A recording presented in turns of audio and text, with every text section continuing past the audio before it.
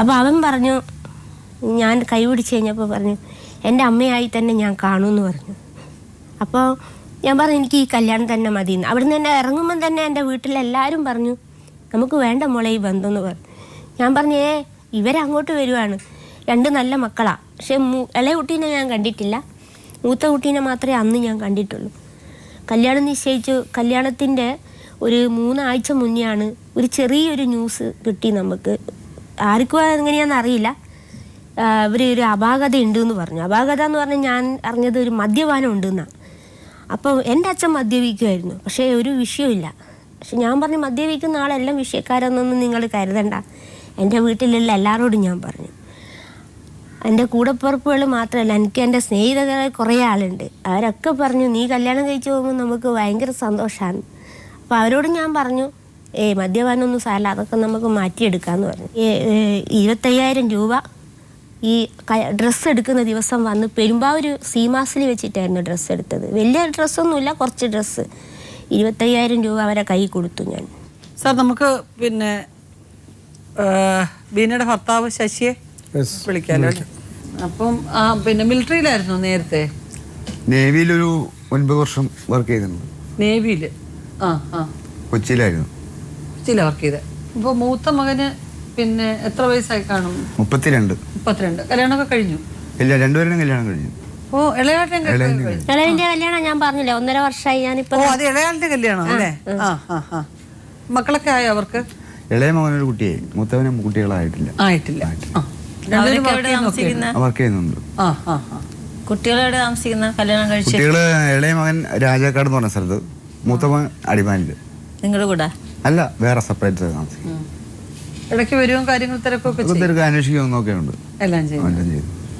അപ്പൊ ആദ്യത്തെ പിന്നെ വിവാഹം എത്ര വയസ്സിലായിരുന്നു നടത്തിയത്? അത് എൻ്റെ 20 വയസ്സില്. 20 വയസ്സില് ലവ് മാരേജ് ആയിരുന്നു. ഓ. അവള് പഠിച്ചുകൊണ്ടിരിക്കുകയായിരുന്നു. വിവാഹം കഴിഞ്ഞിട്ട് ഞാനൊരു 3 വർഷം അവളെ പഠിപ്പിക്കാൻ വിട്ട് ബ്ലോക്ക് ഓഫീസിൽ സ്വീപ്പറായിട്ട് ജോലി കിട്ടി ആദ്യം. അത് ജോലി ചെയ്തുകൊണ്ടിരിക്കുമ്പോൾ അത് കഴിഞ്ഞ് അവിടെ നിന്ന് പിന്നെ ഹോസ്പിറ്റലിലേക്ക് ടെസ്റ്റ് എഴുതി പാസ്സായിട്ട് ഹോസ്പിറ്റലിൽ കിട്ടി. അങ്ങനെ 2 കുട്ടികളാകുന്നവരെ ഞങ്ങൾക്ക് പ്രോബ്ലംസ് ഒന്നും ഇല്ലായിരുന്നു. ഒരു പ്രശ്നമില്ലാതെ സുന്ദരമായിട്ട് ജീവിച്ചുകൊണ്ടിരുന്നതാണ്. അപ്പം ഞാൻ എൻ്റെ ഈ വേറെ അന്നേരം ഞാൻ ഈ വിവാഹത്തിന് ശേഷം അവിടെ നിന്ന് വർക്ക് കഴിഞ്ഞ് അങ്ങ് പോകുന്നായിരുന്നു. പിന്നെ ഞാനൊരു കമ്പനിയുടെ റെപ്രസെൻറ്റേറ്റീവായിട്ട് ഓൾ ഇന്ത്യ ബേസിൽ എനിക്ക് പോകണം. അപ്പോൾ 2, 3, 4 മാസം കഴിഞ്ഞ് എനിക്ക് തിരിച്ചു വരാൻ പറ്റുള്ളൂ. അങ്ങനെ ഒരു സാഹചര്യത്തിൽ ഇവളുടെ കൂടെ ജോലി ചെയ്യുന്ന ഒരു സ്റ്റാഫുകളുമായിട്ട് ഒരു അടുപ്പമായി ഞാനിത് പലരും എൻ്റെ ഫ്രണ്ട്സ് എല്ലാം എന്നോട് പറഞ്ഞിട്ട് ഞാൻ ആയിട്ട് വിശ്വസിച്ചില്ല. പക്ഷെ നേരിൽ കണ്ടു കഴിഞ്ഞപ്പോൾ എനിക്കത് അംഗീകരിക്കാൻ പറ്റാത്തൊരു സാഹചര്യമായി. അങ്ങനെ ഞങ്ങൾ വിവാഹം എന്ന് പറഞ്ഞിട്ടുണ്ടെങ്കിൽ നിയമപരമായിട്ടുള്ള വിവാഹം ആയിരുന്നില്ല. സ്നേഹിച്ചിട്ട് പെട്ടെന്ന് ചെന്നിട്ട് രജിസ്റ്റർ ഓഫീസിൽ പോയിട്ട് രജിസ്റ്റർ ചെയ്തുകൊണ്ട് വന്ന് അങ്ങനെ ഒരു വിവാഹമായിരുന്നു. അപ്പോൾ ഞാനൊരു അഡ്വക്കേറ്റായിട്ട് ആലോചിച്ച് കഴിഞ്ഞപ്പോൾ അഡ്വക്കേറ്റ് എന്നോട് പറഞ്ഞു ആ വിവാഹത്തിന് സാധ്യതയില്ല, അതുകൊണ്ട് നിങ്ങൾ പരസ്പരം പിരിയണമെങ്കിൽ നിങ്ങൾ ആ രജിസ്റ്റർ ഓഫീസിൽ തന്നെ പോയിട്ട് ഒരു ഒഴിമുറി വെച്ചാൽ മതി, ഞങ്ങൾക്ക് ജീവിക്കാൻ സമ്മതമല്ല എന്ന് വീണ്ടും ഒന്ന് രജിസ്റ്റർ ചെയ്താൽ മതി എന്ന് പറഞ്ഞു. അങ്ങനെ പോയി രജിസ്റ്റർ ചെയ്ത് അങ്ങനെ ഞങ്ങൾ തമ്മിൽ അങ്ങ് പിരിഞ്ഞു. അത്രേ ഉള്ളൂ. പക്ഷേ നിങ്ങൾ 1-ലധികം വിവാഹം കഴിച്ചതായിട്ടാണ് നിങ്ങളെ പരിചയമുള്ള പലരും പറഞ്ഞിരിക്കുന്നത്. 2-3 കല്യാണം കഴിച്ചതായിട്ട്. 2-3 കല്യാണം കഴിച്ചു എന്ന് പറയുന്നത് ഇപ്പൊ ഈ ഫസ്റ്റ് ലൈഫ് അത് അങ്ങനെ കഴിഞ്ഞിട്ട് ഒരു 3-4 വർഷം കഴിഞ്ഞ് ഞാൻ എൻ്റെ മക്കളെ 2 പേരും വീട്ടിൽ എൻ്റെ അമ്മയുടെ എടുത്തുകൊണ്ട് നാക്കിയിട്ട്. ആദ്യത്തെ വിവാഹം നിയമപരമായിട്ടൊരു വിവാഹം അല്ലല്ലോ. അല്ല. പിന്നെ രണ്ടാമത് കഴിച്ചത് വെറുതെ രജിസ്റ്റർ ഓഫീസിൽ നിൽക്കുന്നത് അത് നിയമപരമായിട്ടുള്ള അല്ലല്ലോ. അല്ല, 2 ഒരു എഗ്രിമെന്റ് ആണ്. 2 ആൾക്കൂടി എഗ്രിമെന്റ്. 2 വിവാഹമില്ല. ഇതാണ് കാര്യം. അത്രേ ഉള്ളൂ. രണ്ടാമത് എൻ്റെ വീടിൻ്റെ അയൽവാസിയായിട്ട് താമസിച്ചുകൊണ്ടിരുന്ന ഒരു സ്ത്രീയുടെ 2ാം ഭർത്താവ് അവരുടെ മകളെ നിരന്തരം ശല്യപ്പെടുത്തുവാണ് എന്നും പറഞ്ഞ് അവരെൻ്റെ അടുത്ത് നിന്ന് ഇങ്ങനെ പരാതി പറഞ്ഞു, എൻ്റെ മകൾക്ക് എവിടെയെങ്കിലും ജോലി വാങ്ങിച്ചു കൊടുക്കാമോ, ശശി ഇങ്ങനെ പരിചയമുണ്ടല്ലോ പല സ്ഥലങ്ങളിലും എന്ന് പറഞ്ഞു. ഇപ്പോൾ ഞാൻ പറഞ്ഞു ഇപ്പം ഒരു പെണ്ണിന് ഇപ്പോൾ എവിടെ ജോലി വാങ്ങിച്ചു കൊടുക്കാൻ പറ്റില്ല. അപ്പോൾ അവർ പറഞ്ഞു എന്നാൽ ഒരു പണി വിവാഹം കഴിച്ചാൽ ഞാൻ തരാം, ശശിയുടെ അവസ്ഥയൊക്കെ എനിക്കറിയാമല്ലോ, അപ്പം പെൺകുട്ടിയെ കഴിക്കാൻ പറ്റുമെങ്കിൽ കഴിച്ചോളാൻ പറഞ്ഞു. അപ്പോൾ അങ്ങനെ അവരുടെ എല്ലാവരും സമ്മതത്തോടു കൂടി ആ പെൺകുട്ടി എൻ്റെ കൂടെ വന്ന് താമസിച്ചു. 12 വർഷം എൻ്റെ കൂടെ ഉണ്ടായിരുന്നു. അപ്പോൾ അതൊരു പെൺകുട്ടിക്ക് ഒരു 20 വയസ്സേ ഉള്ളൂ എൻ്റെ കൂടെ വരുന്ന സമയത്ത്. അപ്പോൾ 12 വർഷം ജീവിച്ചു കഴിഞ്ഞപ്പോഴാണ് അവർക്ക് കുട്ടികൾ. അപ്പോൾ എനിക്ക് കുട്ടികളുണ്ടാവില്ല. ഞാൻ 2 കുട്ടികളായി കഴിഞ്ഞപ്പോൾ വാസ്റ്റക്ടമിക്ക് വിധേയനായതിനാണ്. അപ്പോൾ അവർക്ക് കുട്ടികൾ വേണമെന്നൊരു നിർബന്ധം. അതായത് ഈ 12 വർഷം ആയിപ്പോയതിൻ്റെ പേരിൽ ഒരു ഈ ഓപ്പറേഷൻ എനിക്ക് ചെയ്യാൻ പറ്റില്ല. ഒരു ഓപ്പറേഷൻ ചെയ്താൽ സക്സസ് അല്ല. അപ്പോൾ ഞാൻ പറയുന്നൊരു പണി നിനക്ക് ഇഷ്ടമുള്ള പോലെ നീ എന്താ ചെയ്തോ എന്ന് പറഞ്ഞിട്ട് അവൾ ഒരു അടുത്തൊരു കമ്പനിയിൽ ഞങ്ങൾ താമസിക്കും. ഞാൻ പെരുമ്പാവൂർ ഒന്ന് താമസിക്കുന്നത്. അപ്പോൾ ഞാൻ അവിടെ ഒരു ലോറി ഓടിക്കുകയായിരുന്നു ഡ്രൈവറായിട്ട്. അപ്പോൾ അടുത്തൊരു കമ്പനിയിലൂടെ പണിക്ക് പോകുന്നുണ്ട്. അവിടെയുള്ള ഒരുത്തൻ്റെ കൂടെ ഇവിടെ ഇറങ്ങി ഞങ്ങൾ പോയി. ഞാൻ പിന്നെ അതിന്റെ പുറകെ ചോദ്യം ചെയ്യാനോ കേസിനോ ഒന്നിനും ഞാൻ പോയിട്ടില്ല. അപ്പൊ അതും പിന്നെ രജിസ്റ്റർ ചെയ്തതൊന്നും അല്ല, വെറുതെ താമസിച്ചതേ ഉള്ളൂ. താമസിച്ചു മാത്രമേ ഉള്ളൂ. പിന്നെ ഒരു സ്ത്രീയായിട്ട് ജീവിച്ചു അല്ലേ? പിന്നെ ഒരു സ്ത്രീയായിട്ട് ജീവിച്ചു എന്ന് പറഞ്ഞാൽ മാഡം, അത് എൻ്റെ വല്യച്ഛൻ ഈ ഫസ്റ്റ് വൈഫിനെ ഞാൻ പറഞ്ഞില്ലേ, ബന്ധം വേർപെടുത്തി ഞങ്ങൾ പിരിഞ്ഞതിന് ശേഷം ഈ മക്കളെ നോക്കാൻ ഒരാൾ വേണം. അപ്പൊ ചോറ്റാനിക്കൽ ഒരു പെൺകുട്ടിയുണ്ട്, കുട്ടികളൊക്കെ നന്നായിട്ട് നോക്കിക്കോളും എന്നും പറഞ്ഞ് അങ്ങനെ വല്യച്ഛൻ്റെ ആൾക്കാരുടെയൊക്കെ നിർബന്ധപ്രകാരമാണ് ആ പെൺകുട്ടിയെ മക്കളെ നോക്കാനായിട്ട് അങ്ങനെ പോയി വിവാഹം കഴിച്ചു. വിവാഹം കഴിച്ചിട്ട് അവര് എന്നിൽ നിന്നും, അതായത് പരസ്യമായിട്ട് പറയാനിപ്പോ എനിക്കൊരു അഭിമാനക്കുറവുണ്ട്. വെറുതെ താലി കെട്ട് അവരുടെ വീട്ടിൽ വെച്ച് നടത്തി. അപ്പൊ ആ കുട്ടിയെ, ആ പെണ്ണിനുള്ള കംപ്ലൈന്റ് എന്താണെന്ന് വെച്ചിട്ടുണ്ടെങ്കിൽ നമുക്ക് ശാരീരികമായ യാതൊരു ബന്ധത്തിനും അവസ്ഥയിലാണ് ആ കുട്ടി ഉണ്ടായിരുന്നത്. അപ്പൊ അത് എന്നോട് തുറന്നു പറഞ്ഞിട്ടുണ്ടായിരുന്നില്ല. 3 മാസം അവിടെ നിന്നിട്ടുള്ളൂ. 3-ാം മാസം കുട്ടികളെ അവിടെ ചോറ്റാനിക്കൽ സ്കൂളിൽ ചേർത്തിട്ട് അവരുടെ TC വാങ്ങിച്ച് ഞാൻ കുട്ടികളെ കൊണ്ട് എന്റെ വീട്ടിലേക്ക് തന്നെ തിരിച്ചു പോകുന്നു. അവർക്ക് അതിന്റെ പേരിൽ ഒബ്ജക്ഷൻ ഒന്നും ഉണ്ടായിരുന്നില്ല, ഒരു പ്രശ്നവുമില്ല. ഞാൻ അവരുടെ ആ പെണ്ണിന്റെ ആങ്ങളോട് ചോദിച്ചു, എന്നാ ഇങ്ങനെയൊരു അവസ്ഥയാണെന്ന് എന്നോട് എന്താ പറയാതിരുന്നെന്ന് ചോദിച്ചു. അത് ഞങ്ങൾക്കും അറിയാൻ പാടില്ലായിരുന്നു. ആയിരിക്കും ചിലപ്പോൾ, അതായിരിക്കും. ഇത് ഈ കാര്യങ്ങളൊക്കെ നിങ്ങളുടെ വിവാഹത്തിന് മുമ്പ് ബീനയോട് പറഞ്ഞിരുന്നോ? ബീനോട് ഞാൻ പറഞ്ഞിരുന്നു. ഇല്ല, ഈ കാര്യം പറഞ്ഞില്ല. ലൈഫ് കുട്ടികളെ അമ്മേന്റെ കാര്യം മാത്രമേ അറിയൂ. കല്യാണം കഴിച്ചതാണെന്നും ഈ 2 കുട്ടികളുണ്ടെന്നും വേറെ ഒരു പെൺകുട്ടി എന്റെ കൂടെ ഉണ്ടായിരുന്നെന്നും ആ കാര്യങ്ങളെല്ലാം ഞാൻ ഒരു കാര്യവും പറഞ്ഞില്ല. എന്റെ വീട്ടുകാര്, എന്റെ ചേച്ചിയുടെ ഭർത്താവ്, എന്റെ ആങ്ങളമാര്, ഇവരെല്ലാരും ഉണ്ട്. കുട്ടികളെ അമ്മേന്റെ കാര്യം മാത്രം അറിയുന്നത്. പാലക്കാട് വെച്ച് ആദ്യത്തെ ഒരു മദ്യപാനം ഉണ്ടല്ലോ, അന്ന് രമേഷ് എന്ന് പറയുന്ന അവരാണ് ഞങ്ങളോട് ആദ്യമായിട്ട് എൻ്റെ വീട്ടിലിപ്പം നിങ്ങൾക്ക് ഫോൺ പോലും നിങ്ങൾക്ക് കിട്ടും, അവരെ വിളിച്ച് പറഞ്ഞത്, അവരാണ് പറഞ്ഞത് ഇങ്ങനെയൊരു സംഭവം ഉണ്ട്. പക്ഷെ അതിൽ ഞാൻ പറഞ്ഞില്ല, എനിക്ക് ഒരു ആക്ഷനും ഇല്ല അതിന്റെ പേരിൽ. കാരണം അതൊരു സാഹചര്യം വന്നുപോയി അതിൽ വന്ന്. പക്ഷെ എന്നോട് പറഞ്ഞില്ല മാഡം. ഈ 3-ാമത്തെ കല്യാണം കഴിച്ചതെന്ന് അറിഞ്ഞ ആ ദിവസം ഞാൻ ഇവിടെ ഇല്ല. ഞങ്ങൾ 2 പേരും പാലക്കാട് നിന്ന് ഇവരെ ഒരു ജോലിക്ക് വേണ്ടി ഞാൻ പുറത്തേക്ക് അയച്ചതായിരുന്നു. എവിടെയെങ്കിലും ജോലി നോക്കുമെന്ന് പറഞ്ഞിട്ട് 100 രൂപയും കൊടുത്ത് ഞാൻ പുറത്തേക്ക് അയച്ചതാണ്. ആ സമയത്താണ് ഇവരെ വല്യച്ഛനാണ് വിളിച്ച് പറയുന്നത്, എൻ്റെ വീട്ടിൽ ശശി, നിങ്ങൾ ഈ അവളെ ഇനി ശശീൻ്റെ കൂടെ വിടണ്ട എന്ന് പറഞ്ഞു. അപ്പം ഇവരെ വല്യച്ഛനാണ് വിളിച്ച് പറയുന്നത്, എൻ്റെ ചേച്ചിയുടെ ഫോണിലാണ് വിളിച്ച് പറയുന്നത്. എന്താ കാര്യമെന്ന് ചോദിച്ചു. അപ്പം പറഞ്ഞു, അതെ, അവന് ഇപ്പം വീണനെ കെട്ടിയത് 5-ാമത്തെ കല്യാണമാണ്. അപ്പം ഞാൻ പറഞ്ഞു, 5 കല്യാണോ 10 കല്യാണോ കഴിച്ചോട്ടെ, അതൊന്നും എനിക്ക് അറിയേണ്ട ആവശ്യമില്ല, ഇപ്പോഴെൻ്റെ ജീവിതം നോക്കിയാൽ മതിയെന്ന് മറുപടി ഞാൻ കൊടുക്കുകയും പറഞ്ഞു. അപ്പം തന്നെ അവരെൻ്റെ ഫോണിൽ വിളിക്കുക. ഞാൻ എടുത്തില്ല ഫോണ്. അപ്പോൾ എൻ്റെ ചേച്ചി പറഞ്ഞു, ഞങ്ങൾ അങ്ങോട്ട് വരുന്നുണ്ട്, അവൻ ഇനി എത്ര കല്യാണം കഴിച്ചെന്ന് അറിയണം ഞങ്ങൾക്ക്. ഒരു മോശമായ പേരും വിളിച്ച്, തെണ്ടി എന്ത് പണിയെടുത്തത് എന്നുള്ള നമുക്കറിയണമെന്ന് പറഞ്ഞു. അതായത് 3-ാമത്തെ കല്യാണത്തിൽ 2-ാമത്തെ കല്യാണം കഴിച്ചിട്ട് ദിവസങ്ങളായിട്ടേ ഉള്ളൂ 3-ാമത്തെ കല്യാണം കഴിച്ചെന്ന് പറയുന്നത്. അപ്പോൾ തന്നെ ഞാൻ ശശിയേട്ടനെ വിളിച്ചു. ശശിയേട്ടൻ ഇങ്ങനെ ഒരു വിഷയമുണ്ട്, ശശിയേട്ടൻ വേഗം വാ, നമുക്ക് ഇവിടെ എത്തിയപ്പോൾ അറിയാമെന്ന് പറഞ്ഞു. ഇവർ പാലക്കാട് സിറ്റിയിലാണ്. ഓടി ഓട്ടോറിക്ഷ എടുത്ത് വന്നു കഴിഞ്ഞപ്പോൾ ഞാൻ പറഞ്ഞു, ഞങ്ങൾക്ക് ഇവിടുന്ന് പോവാം, എൻ്റെ നാട്ടിൽ നാളെ വരുന്നുണ്ട്. കാരണം അവിടെ വന്നിട്ടൊരു വിഷയം വേണ്ടാന്ന് വിചാരിച്ച് ഞാൻ എൻ്റെ ഭർത്താവിനെ രക്ഷിക്കുക ചെയ്ത്. അപ്പം പുള്ളി പറഞ്ഞ്, ഞങ്ങൾക്ക് പൈസ ഇല്ല, ഇനിയൊരു കാര്യം ചെയ്യും, കമ്മൽ കഴിക്ക് എന്നും പറഞ്ഞ് എൻ്റെ കമ്മൽ കഴിച്ച് മുത്തൂറ്റ് ബാങ്കിൽ പണയം വെച്ച് ഈ കമ്മൽ പണയം വെച്ച് അപ്പം തന്നെ ഒരു വണ്ടി എടുത്ത് ഇവരെൻ്റെ അടുത്ത് പറഞ്ഞ്, തൽക്കാലമുള്ള ഡ്രസ്സ് എടുത്തിട്ട് നീ വേഗം പാലക്കാട് സിറ്റിയിലേക്ക് വാന്ന് പറഞ്ഞ് പുതുപ്പരിയാരത്ത്. എന്നിട്ട് ഞാൻ വേഗം ബാഗിലെല്ലാം ഇതെല്ലാം ആക്കി ഈ കമ്മൽ പണയം വെച്ച് ഇവർ പൈസ എടുത്തിട്ട് അവിടെ കാത്തു നിൽക്കുക. എന്നിട്ട് ഞാൻ ഇവർ 2 പേരും കൂടെ പാലക്കാട് ടൗണിൽ പോയി ബസ് കയറുമ്പോൾ ഞാൻ ചോദിച്ചു, ശശിയേട്ടൻ 3 കല്യാണം കഴിച്ചിട്ട് ശശിയേട്ടൻ എന്നോട് പറയാമെന്ന് പറഞ്ഞു. അന്നേരം അവരെന്നോട് പറഞ്ഞ്, സാരമില്ല, എന്നോട് ഞാൻ പറഞ്ഞു തരാം, നിൽക്ക്, കുറച്ച് നേരം കഴിയട്ടെ, അതൊക്കെ അവിടെ എത്തിയിട്ട് പറയാമെന്ന് പറഞ്ഞു. എനിക്കാണെങ്കിൽ വേടായാലൊന്ന് ആലോചിച്ച് നോക്ക്, ജഡ്ജസ്മാരെല്ലാം ആലോചിച്ച് നോക്ക്. ഒരു പെണ്ണറിയുന്നു എൻ്റെ ഭർത്താവ് വിഷയമുണ്ടോ വിഷയമില്ലോ എന്നല്ല. ആദ്യം ഒരു കല്യാണം കഴിച്ചെന്ന് അറിഞ്ഞു, 2-ാമതൊരു കല്യാണം കഴിച്ചെന്ന് അറിഞ്ഞു, 3-ാമതൊരു കല്യാണം കഴിച്ചെന്ന് പറയുമ്പോൾ എൻ്റെ മാനസികാവസ്ഥ ഒന്ന് ആലോചിച്ച് നോക്കിയാൽ. അപ്പോൾ ഞാൻ ഇവരോട് പറഞ്ഞു, എനിക്ക് നിങ്ങൾ 10 കല്യാണം കഴിച്ചാലും വിഷയമില്ല, എൻ്റെ ഭർത്താവ് തന്നെയാണ്.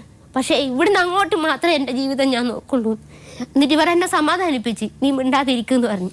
എന്നിട്ട് ആ സംഭവം എൻ്റെ ചേച്ചി ഫോൺ കൊടുക്കുക, നാറിക്ക് ഫോൺ കൊടുക്കുമെന്ന് പറഞ്ഞു.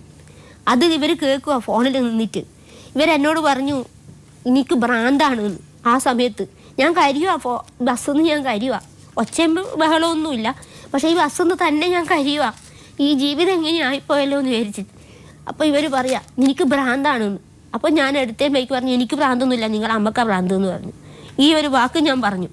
അപ്പോൾ എൻ്റെ ചേച്ചി കാണാൻ അങ്ങ് ഫോൺ വിളിച്ചിട്ട് പറയുന്നത് ആ നാറിക്ക് ഫോൺ കൊടുക്കുക, എത്രാമത്തെ കല്യാണം അവൻ കഴിച്ചെന്ന് ഞങ്ങൾക്ക് അറിയണം, എൻ്റെ കുട്ടീനെ ഇനി എന്താ ചെയ്യുന്നതെന്ന് അറിയണമെന്ന് പറഞ്ഞപ്പോൾ ഇവർ കേട്ടോണ്ടിരിക്കുക ഈ ഫോണ്. അപ്പോൾ തന്നെ പെട്ടിയെടുത്ത് രാത്രി 8:10 സമയം പൊള്ളാച്ചി പോലീസ് സ്റ്റേഷനിൽ ഇന്നും റിപ്പോർട്ടുണ്ട്. എടുത്തിറങ്ങിക്കഴിഞ്ഞു അവിടുന്ന്. ഈ പൊള്ളാച്ചി സ്റ്റാൻഡിൽ ഞാൻ ഒറ്റ ഏകിയ. എത്രയോ ആൾക്കാർ വട്ടം കൂടി നിൽക്കുക, ഒരാണുങ്ങൾ വന്ന് എൻ്റെ കൈക്ക് പിടിക്കുക.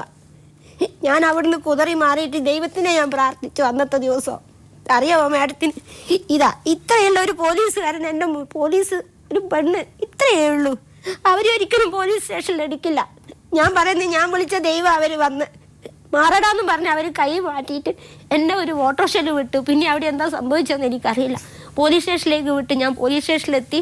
പോലീസ് സ്റ്റേഷനിൽ നിന്നാണ് ഇവരെ മകനെയും അനിയനെയും പോലീസുകാർ വിളിക്കുന്നത്. എൻ്റെ അടുത്ത് നിന്ന് ഫോൺ നമ്പർ വാങ്ങിയിട്ട് അവർ പോലീസുകാർ പറഞ്ഞു നാളെ രാവിലെ നേരം വിളിക്കുമ്പോഴത്തേക്ക് നിങ്ങൾ ഇവിടെ എത്തിയിട്ടില്ല, എല്ലാത്തിനും ഞങ്ങൾ അകത്താക്കുമെന്ന് പറഞ്ഞിട്ടാണ് അനിയനെ വിളിച്ചത്. ഞാനിതിൽ കളവ് പറയേണ്ട ഒരു കാര്യമില്ല.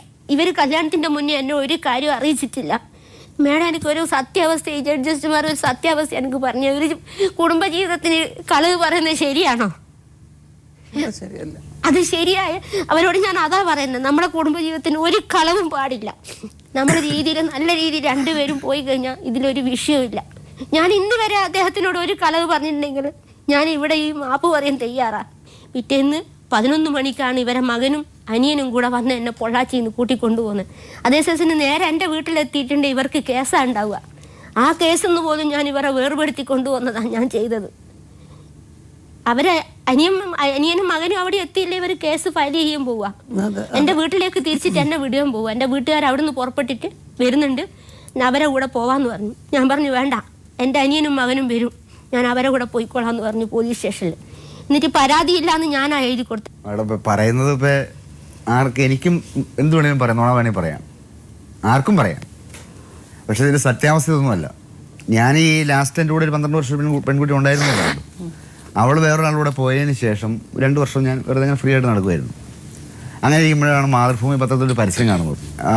വരനെ ആവശ്യമുണ്ട്, ജാതിമതം ജില്ല വരൻ്റെ മുൻ ബാധ്യതകൾ ഇതൊന്നും പ്രശ്നമല്ല, സ്വന്തമായി വീട്, സാമ്പത്തികം, നല്ല ഭദ്രത, ഇങ്ങനെയുള്ള കുട്ടികൾ ഉണ്ടാകില്ലാത്ത ഒരു പെൺകുട്ടിക്ക് വരനെ ആവശ്യമുണ്ടെന്ന് പറഞ്ഞാണ് ഈ പരസ്യം കണ്ടത്. കോട്ടയ്ക്കൽ അനുഗ്രഹ മാരേജ് ബ്യൂറോ എന്നാണ് പരസ്യം അയച്ചത്. ഞാൻ ഒരു ദിവസം കോട്ടയ്ക്കൽ പോയി ചെന്ന് കഴിഞ്ഞപ്പോൾ അവർ 10 പെൺകുട്ടികളുടെ ലിസ്റ്റ് എനിക്ക് തന്നു. പൈസ വാങ്ങിയിട്ട് 2000 രൂപ എന്നോട് വാങ്ങിച്ചു. അപ്പോൾ അതിനകത്ത് അപ്പോൾ കുട്ടികൾ ഉണ്ടാവില്ലാത്തതെന്ന് പറഞ്ഞു കഴിഞ്ഞപ്പോൾ എനിക്ക് കുറച്ച് ഇൻട്രസ്റ്റഡ് ഇവളോടായത്. കാരണം കുട്ടികൾ ഉണ്ടാവില്ല എന്ന് പറഞ്ഞാണല്ലോ വേറൊരു പെണ്ണ് ചാടിപ്പോയത്. ഇനിയിപ്പോൾ അങ്ങനെ ഒരു അവസ്ഥയിലേക്ക് വരണ്ടല്ലോ എന്ന് വിചാരിച്ചിട്ടാണ് കുട്ടികൾ ഉണ്ടാവില്ല എന്ന് പറഞ്ഞപ്പോൾ ഇവിടെ ഫോണിൽ വിളിച്ച് ബന്ധപ്പെട്ട്. അപ്പോൾ ഇവളുടെ ഫോൺ നമ്പർ അവർ എനിക്ക് തന്നു. ഞാൻ ഫോണിൽ ബന്ധപ്പെട്ട് കഴിഞ്ഞപ്പോൾ ഇവിടെ പറഞ്ഞു ഒരു ദിവസം മാഹിക്ക് വാ, നേരിട്ട് കാണാമെന്ന് പറഞ്ഞ് ഞാൻ എൻ്റെ ഒരു ഫ്രണ്ടിനെയും കൂട്ടിക്കൊണ്ട് മാഹി ചെന്ന് റൂമെടുത്ത് അവിടെ വന്നു കഴിഞ്ഞ് ഇവിടെ മാഹി പള്ളിയുടെ ഫ്രണ്ടിൽ വന്ന് ഇവിടെ കണ്ടു.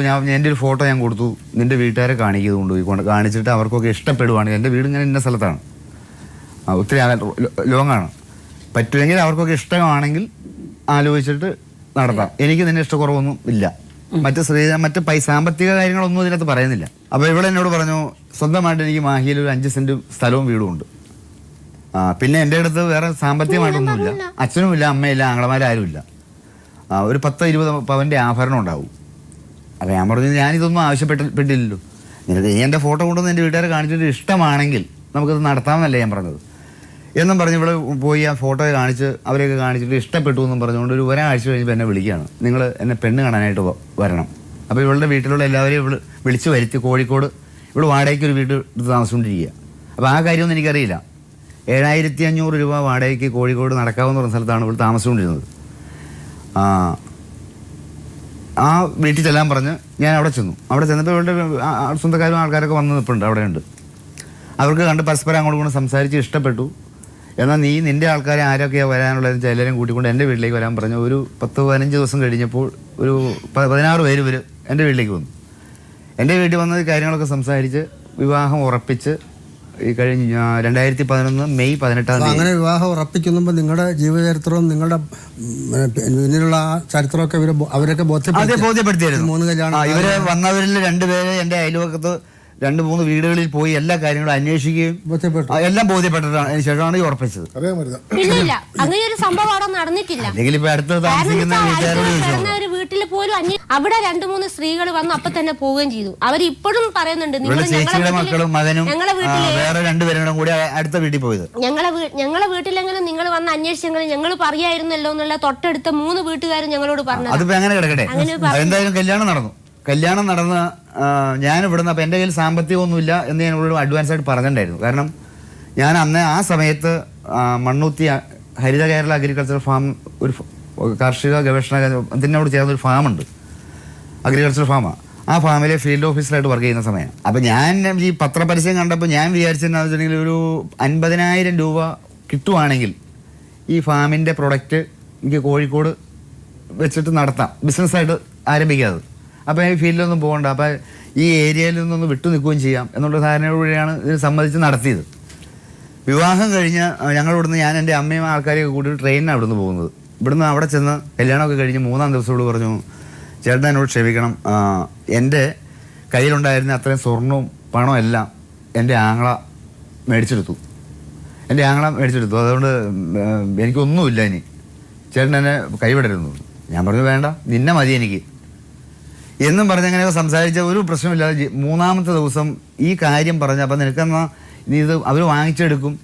അപ്പോൾ ഇവളുടെ സ്വന്തം വീടുണ്ടെന്ന് പറയുന്ന ആ വീട്ടിൽ ഇവളുടെ ചേട്ടനും ചേച്ചിയും കയറി താമസം തുടങ്ങിയിട്ട് അവർ വർഷങ്ങളായിട്ട് അവിടെ തന്നെ താമസിക്കുന്നത്.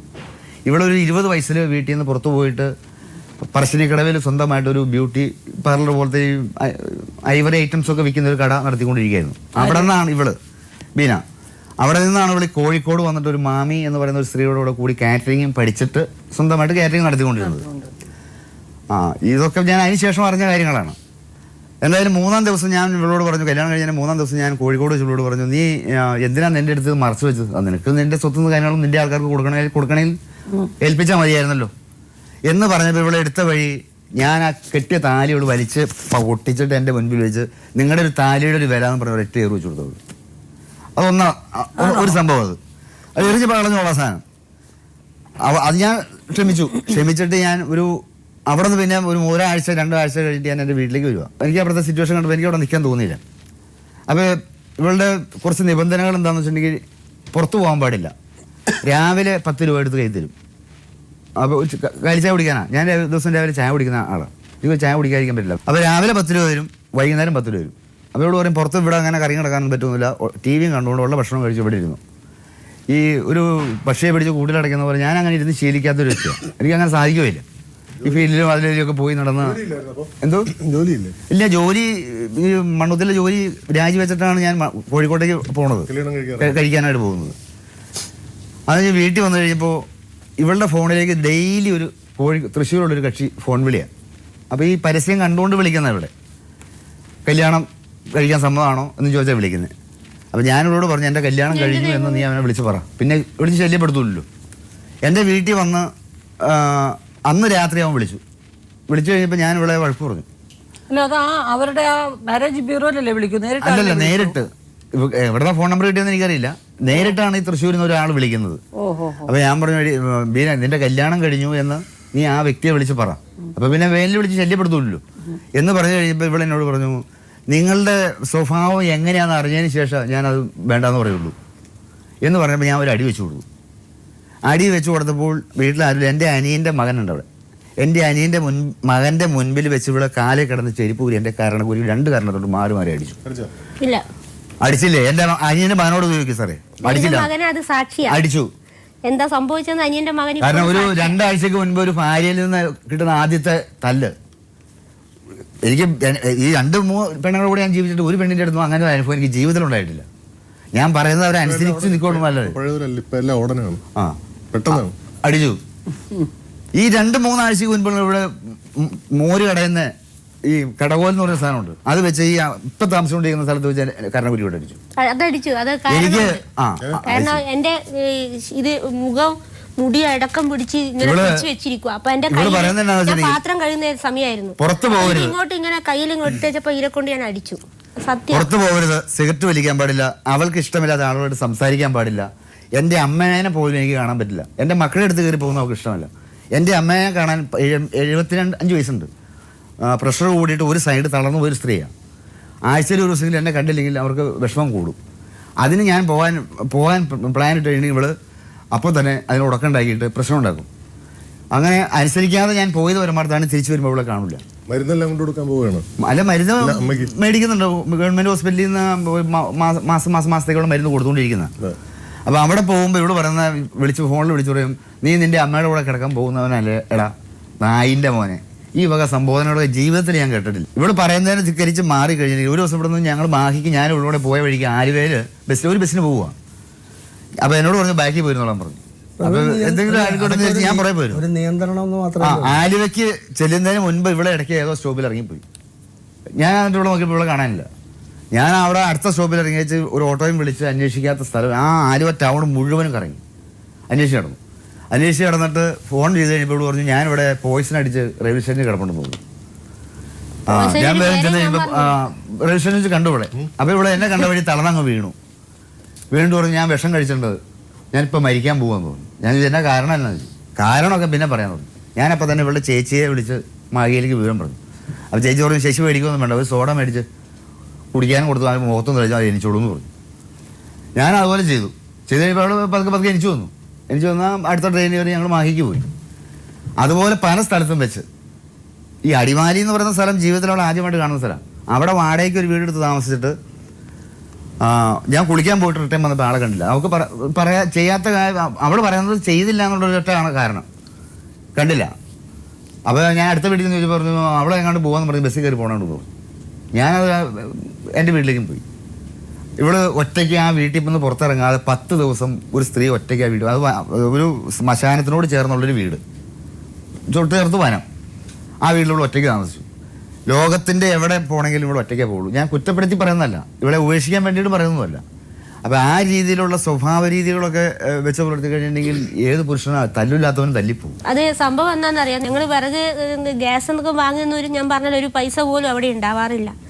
അപ്പോൾ വിറകിന് പോയപ്പോൾ വെള്ളം മുണ്ടുകൊടുത്തോണ്ടാ പുള്ളി പോയത്. അപ്പോൾ ഞാൻ വിറകിങ്ങനെ എടുത്ത് തലയിൽ വെച്ച ആ സമയത്ത് തന്നെ ഞാൻ പറഞ്ഞു അയ്യേ ഇവർ ഇങ്ങനെ തുടച്ചു ചളി, അയ്യോ വെള്ളം മുണ്ട് കൊടുക്കണ്ടായിരുന്നു, ലുങ്കി കൊടുത്താൽ മതി എന്ന് പറഞ്ഞപ്പോൾ തന്നെ ഇവർ അവിടെ ഈ വിറക് കൂട്ടിയിട്ട് തെറി തന്നെ ഈ വെള്ളം കൊണ്ട് കൊടുക്കണ്ടെന്ന് പറഞ്ഞതിനുള്ള ഈ തെറിയായി പറയുന്നത്. അതൊന്നൊരു ചെറിയ നിസ്സാര വിഷയമാണ്. എടുത്തുപോയി അത് പറഞ്ഞു കഴിഞ്ഞപ്പോൾ ഇവര് പിന്നെ അമ്മേനെ അച്ഛനെയാ തെറി വിളിക്കുക. ഇവർ എന്ത് വിഷയം ഉണ്ടെങ്കിൽ തെറിയാ. ഒരു ചെറിയൊരു നിസ്സാര കാര്യം. അതാ ഞാൻ പറഞ്ഞ ഈ വാളറ താമസിച്ച ഈ ഹൗസ് ഓണർ അവര് എന്നെ അകത്തിട്ട് പൂട്ടി അവർ പറഞ്ഞു ശശി വീട്ടിൽ നിന്ന് ഇറങ്ങിക്കോന്ന് പറഞ്ഞു. ശശി ഇവിടെ നിൽക്കണ്ടെന്ന് വരെ പറഞ്ഞിട്ടുണ്ട്. കാരണം എന്താന്ന് വെച്ച് കഴിഞ്ഞാൽ ഇവർ വെറും അടിയാണ്. അടി കൊണ്ട് എന്ത് ചെറിയ കാര്യത്തിനാണ് തെറി വിളിച്ചിട്ടാ അടി. അത് ഇവരിപ്പം പറയുന്ന തെറി എനിക്ക് വായോണ്ട് പറയാൻ 4 വർഷത്തിനിടയ്ക്ക് ചുരുങ്ങിയത് 40 കേസെങ്കിലും ഇവിടെ എൻ്റെ പേര് കൊടുത്തിട്ടുണ്ട്. 40 കേസിനും പോലീസ് സ്റ്റേഷനും കോടതിയും കയറി ഇറങ്ങി മടുത്തു. ഞാൻ റെക്കോർഡ് നടത്തിക്കൊണ്ടിരിക്കുക. ഞാൻ രാവിലെ 5 മണിക്ക് എഴുന്നേറ്റ് തീ പിടിപ്പിച്ച് സമാവറിൽ വെള്ളം ഒഴിച്ചതൊക്കെ എല്ലാ പണിയും ചെയ്ത് രാത്രി 10:30 കഴിയും പണി തീരുമ്പോൾ. 700-800 രൂപ കൊടുത്ത് ഇവള് തന്നെ അവിടെ പണിക്ക് ആളെ നിർത്തി പണിയിപ്പിച്ചിട്ടുണ്ട്. ഒരു ദിവസം 16 രൂപ ഞാൻ അതിന് അവിടെ നിന്ന് എടുത്തു എന്നും പറഞ്ഞ് ഇവള് ഇത് എൻ്റെ പൈസ മുടക്കുള്ള സ്ഥാപനമാണ്, നിങ്ങൾക്ക് തോന്നിയ പോലെ കളിക്കാനുള്ളൊന്നുമല്ല. അപ്പോൾ ഒരു 16 രൂപയുടെ ഒരു വില എനിക്കില്ല. ഞാൻ ചെയ്യുന്ന പണിക്കും കാശില്ല. ഇപ്പോഴും ജീവിച്ചു പോകുന്ന ആ അവസ്ഥയിലാണ്. സ്വന്തമായിട്ട് ജോലി വേണം. സ്വന്തമായിട്ട് ജോലി ചെയ്തിട്ടുണ്ടെങ്കിൽ ഇപ്പൊ ഈ കടയിൽ ഈ ഹോട്ടലിൽ കിടന്ന് പണിയുന്ന പണിയല്ലേ സാർ? ഹോട്ടലല്ലേ, അത് ശരിയാണ്, സാധാരണ കറക്റ്റാ. ഭാര്യയുടെ ഹോട്ടലിൽ പണി ചെയ്യുമ്പോൾ ഫ്രീ ആണല്ലോ. അന്നേരം അവള് പറയുന്നത് നിങ്ങൾ 3 നേരം ഭക്ഷണം കഴിക്കുന്നില്ല ഇവിടുന്ന് ചോദിക്കുന്ന വർത്താനം. നിങ്ങൾ സ്ത്രീധനൊന്നും കൊടുത്തില്ല. 25,000 രൂപ വാങ്ങിച്ചില്ലേ കല്യാണത്തിന് മുമ്പേ? 20,000 രൂപ വാങ്ങിച്ചതാണെങ്കിൽ എന്റെ അവസ്ഥ കണ്ടിട്ട് ഡ്രസ്സ് എടുക്കാൻ ഇവിടെ തന്നാ പൈസ. പിന്നെ ഇവര് പറഞ്ഞല്ല ഇവരെടുത്തൊരു മോതിരവും മാലയുണ്ട് എന്ന് പറഞ്ഞു, അത് അനിയൻ പണയം വെച്ചിട്ടാണല്ലോ പറഞ്ഞു. അപ്പൊ അതുകൊണ്ട് ഞങ്ങൾ അതൊന്നും ശ്രദ്ധിച്ചില്ല. ലാസ്റ്റ് കല്യാണത്തിന്റെ ഒരാഴ്ച മുന്നേ ഈ സംഭവം ഇവർ പറയുന്നത് തന്നെ ഞങ്ങൾ, അതും ഇവരെല്ലാം ഞങ്ങളെടുത്ത് വിളിച്ച് പറയുന്നത്. ആ കാജ എന്ന് പറയുന്ന സാമ്പത്തികവും വേണ്ട, 1 രൂപ പോലും ഉള്ള വേണ്ട. സ്നേഹമായിട്ടൊരു വാക്ക് മാന്യമായിട്ട് സംസാരിച്ചാൽ മതി. പുറത്ത് എന്ത് പണിക്കും പോയിട്ട് സംരക്ഷിക്കാൻ ഞാൻ റെഡിയാണ്. പക്ഷെ പുറത്ത് എന്നെ വിടൂല. നിങ്ങൾ പോയിട്ടില്ല? അല്ല, പുറത്തേക്ക് വിടൂല സാറേ. മദ്യപിക്കാറുണ്ട്? മദ്യപിക്കുക കല്യാണത്തിന് മറ്റേ ഫസ്റ്റ് വൈഫിന്റെ പ്രശ്നം പോലെ ഞാൻ മദ്യപിക്കാറുണ്ടായിരുന്നു. പക്ഷെ എനിക്ക് അതിനുശേഷം പിന്നെ തിരിച്ചു വന്നവര്? ഇല്ലില്ല, വന്നിട്ടില്ല. ഇല്ല, മദ്യപാനം ഉണ്ട്, ഫസ്റ്റ് വൈഫ് തിരിച്ചും വന്നില്ല. ഇല്ല, തിരിച്ച് അവള് പിന്നെ ഇപ്പോ 5ാമത്തെ ഭർത്താവിലൂടെ ജീവിക്കും. ഇവരുടെ ആദ്യത്തെ വിവാഹം, അപ്പൊ അവരുടെ ചെറുപ്പത്തിലുള്ള മോഹങ്ങളും കാര്യങ്ങളും എല്ലാവരും അത് ഒതുക്കി വെച്ചിരിക്കുകയായിരുന്നു. അപ്പൊ നിങ്ങളിലുള്ള ഭർത്താവിനെ കിട്ടിയപ്പോ അതൊക്കെ നിങ്ങളിലൂടെ അത് നിറവേറാനായിട്ട് അവര് നോക്കി. മനസ്സിലാകുന്നുണ്ട്. പക്ഷെ ആ നിറവേറ്റി കൊടുക്കണമെങ്കിൽ ഒരു ഭർത്താവിനോട് സ്നേഹമായിട്ട് സംസാരിക്കുകയും ഇടപഴകും വേണ്ടേ? ഇത് നേരെ മറിച്ചാണെങ്കിലോ? നിങ്ങളെ പോലെ തന്നെ സംസാരിക്കുന്നത്. നിങ്ങളെ പോലെ തന്നെ സംസാരിക്കുന്നത്, ചീത്ത വിളിച്ചുകൊണ്ട്. ചീത്ത വിളിക്കും. ഞാൻ ഒരിക്കലും അവരെ ചീത്ത വിളിച്ച ഒരു ചരിത്രമില്ല. ചരിത്രം ആദ്യമായിട്ട് ചീത്ത വിളിച്ചത് പിന്നെ ഇവരിപ്പം പറയുന്നതിനനുസരിച്ച് ഇവര് ചെരുപ്പെടുത്ത് അടിച്ചെന്ന് പറയുന്നില്ലേ, അതൊന്നുമല്ല സംഭവം. ഒന്നാമത് ഈ കളവ് പറച്ചിലാണെന്ന് ഞാൻ പറഞ്ഞല്ലോ. ഇത് ഞങ്ങൾക്ക് ഞാൻ പറയുന്നത് കളവായിക്കോട്ടെ, അനിയന്റെ മകനോട് ചോദിച്ചു നോക്കി അവൻ പറയും. അവന്റെ മുൻപിൽ വെച്ച മക്കളായിട്ട് നല്ല അടുപ്പമാണല്ലോ, സ്വന്തം മക്കളുമായിട്ട് ഒരു കുഴപ്പമില്ല. കാരണം മക്കളുടെ അടുത്ത് നിന്ന് എന്നെ അകറ്റാൻ വേണ്ടിയിട്ടുള്ള പണി അവള് വേറെ കൊണ്ടിരിക്കും. ഈ കഴിഞ്ഞ ദിവസം എന്റെ മുഖത്ത് നോക്കി സംസാരിക്കാത്ത എന്റെ ഇളയ മകൻ കല്യാണം കഴിച്ചൊരു കുട്ടി ഉണ്ടായി. മുഖത്ത് നോക്കിയല്ല, ഒന്നും അങ്ങനെ മറുത്ത് ദേഷ്യപ്പെട്ടൊന്നും എന്നോട് ഒന്നും വരെ സംസാരിച്ചിട്ടില്ല. അപ്പൊ അവനൊരു കുഞ്ഞുണ്ടായി കഴിഞ്ഞപ്പോൾ അതിനെ കാണാൻ വേണ്ടി ഞാനിവിടെ കൂടെ ആദ്യം പോയി. രണ്ടാമത് ഇവിടെ അറിയിക്കാതെ കൊച്ചിനെ കാണാനുള്ള ആഗ്രഹം കൊണ്ട് രണ്ടാമത് ഞാൻ ഒന്നുകൂടെ പോയി. അവരോട് പറഞ്ഞില്ല, പറയാതെയാണ് പോയത്. അതിവിടെ അറിഞ്ഞു കഴിഞ്ഞിട്ട് ആ പെണ്ണിന്റെ അമ്മേനെ വിളിച്ചിട്ട് അവരോട് പറഞ്ഞു, എന്റെ കെട്ടോന് അവിടെ കയറ്റി കഴിഞ്ഞിട്ട് നിങ്ങളെ ഞാൻ കോടതി കയറ്റുന്നു. കോടതി കയറ്റുന്നു പറഞ്ഞാൽ അവര് വിളിച്ച മകനോട് പറഞ്ഞിട്ട് അച്ഛാത്തിന് ഇനി എന്റെ കൊച്ചിനെ കാണാൻ വേണ്ടി വീട്ടിലേക്ക് കടന്നു പോയത്. അതെ, അല്ല ഇത് കാര്യം എനിക്ക് പറയണം. കാരണം ഇത് ഞാൻ പറഞ്ഞ സത്യമാണ്. ഇല്ല, മാഡത്തിന് അറിയോ ഈ സംഭവം എങ്ങനെയാന്ന് വെച്ച് കഴിഞ്ഞാൽ ഇത് ഈ വേദിയിൽ പറയാൻ വേണ്ടാന്ന് വെച്ചതാ. ഇവരെ മൂത്ത മകൻ ഒരു സംഭവം വന്നു. അത് അവൻ നിരപരാധിയാണ്. ആ മൂത്ത മകൻ ഒരു ചെറിയ കേസ് പെട്ടു. അവനെ ജാമ്യം എടുക്കാൻ ഞാൻ 10-25,000 ഉറുപ്പ്യം മുടക്കി അവനെ ജാമ്യം എടുത്തു. ജാമ്യം എടുത്തു കൊണ്ടുവന്ന് അവനെ ഞാൻ കേസിന്ന് ഇവരളിയനെയും കൂട്ടിയിട്ടാണ് ജാമ്യം എടുക്കുന്നത്. ഇവരളിയൻ കൂടെ നിന്ന് ഇരുമ്പുപാലം ഒരു ചാണ്ടി സഹാബ് എന്ന് പറയുന്ന അവരെയും കൂട്ടി ഈ കാര്യത്തിനെല്ലാം പോയി എല്ലാ കാര്യവും കഴിഞ്ഞ് ഇവരെ ജാമ്യത്തിൽ ഇറക്കി കൊണ്ടുവരാൻ വേണ്ടി ഞങ്ങൾ നെട്ടോട്ട് ഓടുക. അങ്ങനെ കഴിഞ്ഞതിൻ്റെ ശേഷം ഇവർ ജാമ്യത്തിൽ ഇറങ്ങിക്കഴിഞ്ഞതിൻ്റെ ശേഷം ഇവർ രണ്ടാമത്തെ മകൻ്റെ വീട്ടിലേക്ക് പോയി. അപ്പോൾ രണ്ടാമത്തെ മകൻ്റെ ഭാര്യ വീട്ടുകാരും മൂത്ത മകൻ്റെ ഭാര്യനോട് വെറുപ്പാണ് അവർക്ക്. എന്തോന്നറിയില്ല, അവർ തമ്മിലുള്ള പ്രശ്നമാണ്. അപ്പോൾ ആ സമയത്ത് ഇവരവിടെ പോയ സമയം പറഞ്ഞു, ഞാൻ മൂത്ത മകൻ്റെ ഭാര്യയായിട്ട് നല്ല അടുപ്പമായിപ്പോൾ. കാരണം എന്താണെന്ന് വെച്ച് കഴിഞ്ഞാൽ അവൾക്കൊരു ആപത്ത് വന്നു കഴിഞ്ഞപ്പോൾ ഞാനല്ലേ പോകുന്നത്. അപ്പോൾ ആ ഒരു സംഭവത്തിൽ ഇവരോട് പറഞ്ഞു, ഈ മൂത്ത മകനെ പിടിപ്പിച്ചത് എക്സൈസിൽ വിവരം അറിയിച്ചത് ഞാനാണെന്ന്. എനിക്കതിൽ ഭയങ്കര വേദനയുണ്ടായി. ഇവരെ മകൻ ഈ ജയിലിൽ കിടക്കുന്ന സമയത്ത് വല്ലാത്തൊരു വേദനയില്ല. ഞാൻ ഇന്നും മനോജ് വക്കീലിനോട് ചോദിച്ചു കഴിഞ്ഞാൽ എൻ്റെ വിഷമം മനസ്സിലാവും. ഞാൻ പൈസ മുടക്കിയിട്ട് ഈ കുട്ടീനെ ഞാൻ ജാമ്യത്തിൽ എടുക്കുമായിരുന്നു. ഞാൻ എൻ്റെ സത്യം എവിടെ എനിക്ക് ബോധിപ്പിക്കണമെന്ന് അറിയില്ല. ആ വിവരം ഇവരെ എന്നെ വന്ന് ഇനിയൊന്നും പറയാൻ ബാക്കി വെച്ചിട്ടില്ല. ബീന അദ്ദേഹത്തിനെ സ്വതന്ത്രമായിട്ട് പുറത്തു പോയി പണിയാനൊന്നും സമ്മതിക്കുന്നില്ല എന്നാണ് അദ്ദേഹം. അവനൊരിക്കലും ഇല്ല. 1000 തവണ ഞാൻ പൈസ കൊടുത്തു. ഇവരെ അമ്മേന്റെ മുഖാന്തരം തന്നെ ഞാൻ ഒരിക്കലും 100 രൂപ കൊടുത്തു. മാഡം എന്റെ വീട്ടുകാരോട് ചോദിച്ചു നോക്ക്, പുറത്തൊന്ന് ഇറങ്ങാൻ വേണ്ടിയിട്ട് ഞാൻ കൊതിച്ചിട്ടുണ്ട്. എന്നെ കോഴിക്കോട് വീട്ടിനകത്ത് പൂട്ടിയുണ്ട് പുറത്ത് പോയിട്ട്. ഇവിടെ തന്ന പരാതിക്കകത്ത് നിങ്ങളെ ഒന്ന് വളരെ ഗൗരവമുള്ള ഒരു ഭർത്താവാക്കി നല്ല രീതിയിൽ ജീവിതം മുമ്പോട്ട് പോകാനുള്ള സഹായിക്കണം എന്ന് മാത്രമേ അവർ ആവശ്യപ്പെട്ടുള്ളൂ. അത് മാത്രമേ അവർ ആവശ്യപ്പെട്ടുള്ളൂ. പിന്നെ ഒരു എന്തുകൊണ്ട് ഇങ്ങനെ ഒരു പരാതി, എന്താണ് നിങ്ങളുടെ ജീവിതം എന്ന് ചോദിക്കുമ്പോൾ നമ്മൾ പറയുന്നത് അവരോട് സത്യസന്ധമായിട്ട് നിങ്ങളുടെ ജീവിതത്തെക്കുറിച്ച് ഞങ്ങളോട് പറയുക. അല്ലാതെ ഫോർമലായിട്ട് അത് പറയാൻ പറ്റില്ല, ഇത് പറയാൻ പറ്റില്ല എന്നൊന്നും പറഞ്ഞിട്ട് ഇവിടെ വരാൻ പറ്റൂല. എന്തുകൊണ്ടൊരു പരാതിക്കാരായി നിങ്ങളിവിടെ വന്നു? ഇങ്ങനെ ഒരു വളരെ ഗൗരവമുള്ളൊരു ജഡ്ജിങ് പാനലിന്റെ മുമ്പിൽ എന്താണ് നിങ്ങൾ പ്രതീക്ഷിക്കുന്ന നീതി? അപ്പോൾ നിങ്ങൾ സത്യസന്ധമായി പറയുക എന്ന് ആവശ്യപ്പെട്ടു. അങ്ങനെ അവർ പറഞ്ഞു. ഭർത്താവിനെ ഉപേക്ഷിച്ചിട്ട് എനിക്ക് വേറെ പോകണം എന്നൊന്നുമല്ല പറഞ്ഞത്, മനസ്സിലായില്ലേ? നിങ്ങളെ നല്ല രീതിയിൽ അവരുടെ നല്ലൊരു ഭർത്താവായിട്ട് അവർക്ക് വേണം എന്നുള്ളതാണ് പറഞ്ഞത്. അല്ല, അവിടെ ഉദ്ദേശിക്കുന്ന നല്ല ഭർത്താവ് ഏത് രീതിയിലാണെന്ന് അറിഞ്ഞാൽ ഏത് രീതിയിലാണെന്നുണ്ടെങ്കിൽ നിങ്ങളിപ്പോൾ 4 കാലം ഇന്ന് അനാവശ്യമായിട്ട് അച്ഛനെ അപ്പൂപ്പനെ അമ്മൂമ്മയും തെറി വിളിക്കുന്ന പരിപാടി നിർത്തിയിട്ട് ഒന്നുകിൽ അവരുമായിട്ട് സഹകരിച്ച് ഭാര്യയും ഭർത്താവ് ഒന്നിച്ച് തട്ടുകട ആയിക്കോട്ടെ ഹോട്ടലായിക്കോട്ടെ നിങ്ങൾ അന്തസ്സുള്ള ഭർത്താവായിട്ട് അവിടെ നിൽക്കുന്നു എന്ന് പറയുമ്പോൾ അവർക്കും ഒരു ബലമാണ്. നിങ്ങൾ പിന്നെ ഹോട്ടലിൽ നിങ്ങളുടെ ബിസിനസ് തുടങ്ങുന്നു, അവരിപ്പോൾ ഒരു ബേക്കറി തുടങ്ങാനും എല്ലാവരുമായിട്ടൊക്കെ അപ്പോൾ രണ്ടുപേരും കൂടെ നിന്ന് അത് ചെയ്യുക. വൈകുന്നേരം എല്ലാ ഭർത്താക്കന്മാരും പോകുന്നതല്ലേ പുറത്ത് പോകാൻ വരെയൊക്കെ ഒന്നും കുഴപ്പമില്ല. പക്ഷെ നിങ്ങൾ ആ അളവിലും ഇതിലും കവിഞ്ഞ് നിങ്ങൾ മോശമായിട്ട് പെരുമാറുന്നു. പാലക്കാട് പോയൊരു ഹോസ്റ്റലിട്ട് നോക്കി അവിടെ മര്യാദയ്ക്ക് ജീവിക്കാൻ നിങ്ങൾ സമ്മതിച്ചില്ല. ഉണ്ടോ? കോഴിക്കോട് പോയി നോക്കി, അവരതിന് മുമ്പ് 16 വർഷം ആ കോഴിക്കോട് നല്ല രീതിയിൽ അവിടെ ജീവിച്ച സ്ത്രീയാണ്. അല്ലാതെ ഒരു പെട്ടെന്ന് ഒരു സുപ്രഭാതത്തിൽ പെട്ടെന്ന് നിങ്ങൾ വന്നതിന് ശേഷം തുടങ്ങിയതല്ല. ഇതൊക്കെ സത്യസന്ധമായ കാര്യമല്ലേ, നിങ്ങൾക്ക് തന്നെ അറിയാവുന്നതല്ലേ. ആ, അങ്ങനെയുള്ള സ്ഥലത്ത് അവിടുത്തെ നാണോ മാനോ എല്ലാം കെട്ട് അവിടെയും ജീവിക്കാൻ നിവൃത്തിയില്ലാതെ അവിടെ നിങ്ങൾ അവിടെ ഒരു മുസ്ലിം ഒരാളിനെ മേളിൽ കൊണ്ടുവച്ച് കുപ്പിയും വാങ്ങിച്ച് അവിടെ കുടിച്ച് കൂത്താടി മോശമായി അവിടെ നിന്നെല്ലാം വലിച്ചു വാരി കെട്ടിയെന്നാൽ നിങ്ങളുടെ നാട്ടിൽ വന്നാൽ ശരിയാവുമായിരിക്കും എന്നും പറഞ്ഞ് അവിടെ വന്ന് നിന്നപ്പോൾ അവിടെയും ഗതിയില്ല. നിങ്ങൾക്ക് അവർക്ക് ഒരു നേരത്തെ അരി മേടിക്കാനോ ഒരു ചായ മേടിച്ചു കൊടുക്കാനോ നിങ്ങളുടെ വീട്ടുകാർക്ക് വയ്യ. നിങ്ങൾക്ക് കുപ്പി വാങ്ങിക്കാൻ കാശ് തരാൻ നിങ്ങളുടെ അനിയന് പറ്റും, നിന്റെ അമ്മയ്ക്ക് പറ്റും.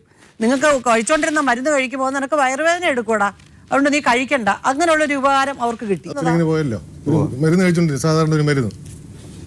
അതെന്താ നിർത്താൻ കാര്യം? അത് വേണ്ടെന്ന് ഞാൻ പറഞ്ഞു.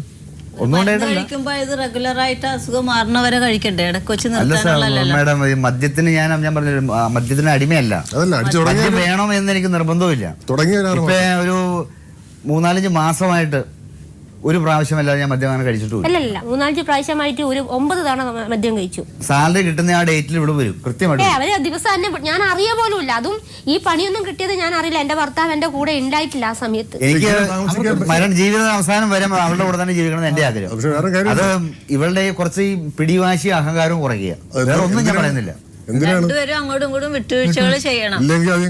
എനിക്ക് എന്റെ അമ്മയെ കാണാൻ പോകാൻ പാടില്ല, എന്റെ മക്കളെ വീട്ടിൽ കാണാൻ പാടില്ല, എന്റെ അനിയന്മാരുടെ വീട്ടിൽ അമ്മ പറയണോ. എന്റെ അമ്മ മരിച്ച സമയത്ത് എന്റെ ചേച്ചി എന്നെ കുളിപ്പിക്കുകയും കുടിപ്പിക്കുകയും ഒക്കെ ചെയ്യാം. ആ ചേച്ചിനെ ഒരു ദിവസം ഇല്ലാണ്ട് ഇവർ ചീത്ത പറയും. അതെനിക്ക് ഒരിക്കലും സഹിക്കാൻ പറ്റില്ല. എന്റെ അമ്മേനെ അച്ഛനേക്കാളും ഇപ്പം ജീവിച്ചിരിക്കുന്ന എന്റെ ചേച്ചി. അത് അവരെ ഒരു തരത്തിൽ ഇവർ ചീത്ത പറയാൻ ഇനി എനിക്ക് പാടില്ല. ഇനി അങ്ങോട്ട് ജീവിക്കുന്നുണ്ടെങ്കിൽ എന്റെ കുടുംബങ്ങളെ പറയാൻ എനിക്ക് ഇഷ്ടമല്ല. അസഭ്യം പറയരുത് കേട്ടോ. ജീവിതം സാക്ഷി എന്ന ഈ ലോക് അദാലത്ത് വളരെ സുതാര്യവും പണച്ചിലവില്ലാത്തതുമാണ്. ജീവിതം സാക്ഷിയിൽ പങ്കെടുക്കാൻ ആഗ്രഹിക്കുന്നവർ ഞങ്ങളെ എഴുതി അറിയിക്കുക. ഞങ്ങളുടെ വിലാസം: പ്രൊഡ്യൂസർ, ജീവിതം സാക്ഷി, കൈരളി TV, കൈരളി ടവേഴ്സ്, പാളയം, തിരുവനന്തപുരം. പിൻ 695003